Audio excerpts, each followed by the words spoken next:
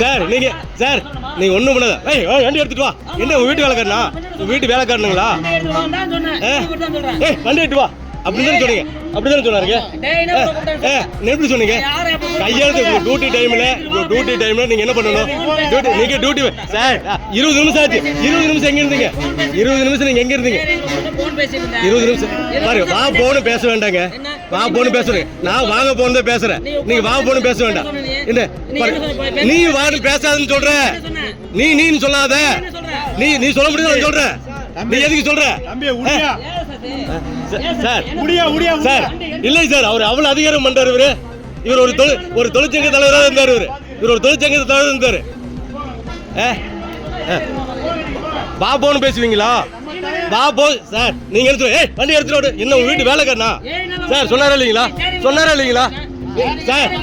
Sir ஏன் ஸ்டேரிங்ல உட்காந்து நின்றுட்டு இருந்தேங்க. சார் நின்றுட்டு இருந்தேன். நான் நின்றுட்டு இருந்தேன் ஸ்டேரிங் வந்துடா.